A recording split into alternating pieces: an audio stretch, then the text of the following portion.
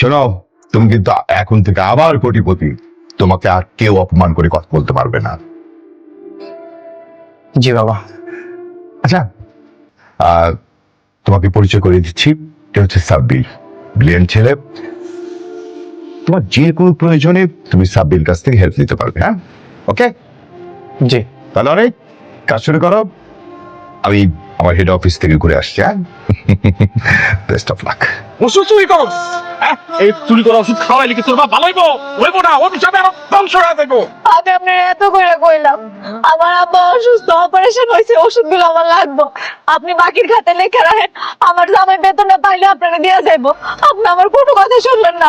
আমি কি আমার আব্বারে মাইরা ফালামু? আমার তো ওষুধগুলো লাগবে ভাই, আমার ওষুধে দিয়া দেন ভাই, দিয়া দেন। এই চুরি করস, চুপ চুপ।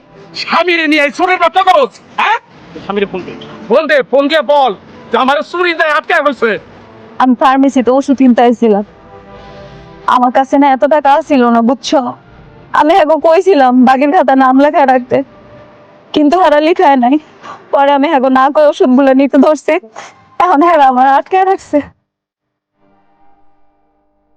তুমি কি একটু আইবা? ঠিক আছে, আমি এখনই আসছি। মেঘলা, তুমি ঠিক আছো? আপনার মাথা কি ঠিক আছে? এরকম একটা চুন্নি আপনার বউ হয় কিভাবে? কি বললেন আপনি? আর একটা উল্টা পাল্টা কথা বললে এই শহরে টিকতে পারবেন না। সরি স্যার, ভুল হয়ে গেছে স্যার। এই ওষুধের দাম কত? 4840 টাকা স্যার। এখানে 10,000 টাকা আছে, পুরোটাই আপনার। ওকে, সরি বলেন, সরি বলেন। জি ম্যাডাম, আমি আন্তরিকভাবে দুঃখিত, সরি, আমি আপনারা চিনতে পারি নাই, আপনি আমার মাফ করে দেন ম্যাডাম, আমি ফোন করে ফেলছি। নেক্সট টাইম যেন এমনটা না হয়। ইমার্জেন্সি একটা কাজ ছিল, এখনই বাইরে যেতে হবে। আজকে কোনো কাজ টাজ নেই, আর এত রাতে তোমাকে কে বারবার কল দিচ্ছে? ফোনটা বন্ধ করো তো তুমি। দাও আমাকে তখন মনে হচ্ছে। ফোনটা বন্ধ করার কি দরকার ছিল? আজকে আমাকে এই সময় দাও, বললাম না আজকে সারারাত আমরা গল্প করবো, দুপুরে তুমি আর আমি একসাথে লাঞ্চ করবো। ঠিক আছে।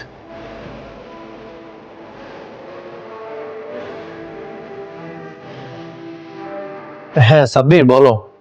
স্যার, আমি আপনার বন্ধুর অফিসের চাকরির ইন্টারভিউ দিতে যাচ্ছি। Very good. বেতন যেটাই ধরুক, তুমি রাজি হয়ে যাও। Okay sir.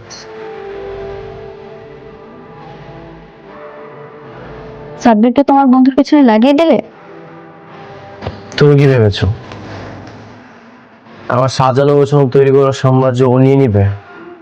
আর এটা আমি চোখের সামনে দেখ, মাত্র তো টেক্কারে চেয়েছি, হাতে এখনো ট্রাম্প কার্ডটা আছে।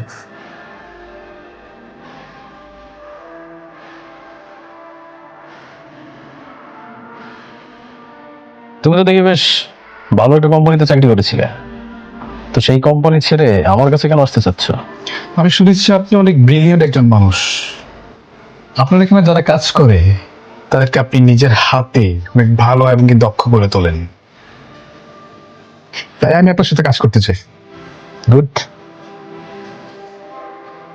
তোমার চাকরিটা না কনফার্ম, আজকে থেকে তুমি আমার ম্যানেজার হিসেবে কাজ করবে। আচ্ছা ঠিক আছে, এখন তাহলে তুমি বলো তোমার কত টাকা বেতন চাই? আপনি যেটা ধার্য করবেন আমি সেটাই নেব। আমি কাজকে অনেক ভালোবাসি, কাজ নিয়ে থাকতে চাই। That's great. তোমার এই কথাটা না আমার অনেক বেশি ভালো লেগেছে। শোনো, আজকে থেকে তোমার বেতন হচ্ছে 70,000 টাকা। কি বলছো সব? তুমি যখন অনেকের ম্যানেজার ছিল, অনেক তোমার কত টাকা বেতন দিত? কেন 40,000 টাকা দিবি কেন? তাহলে তুমি ওকে 70,000 কেন দিচ্ছ?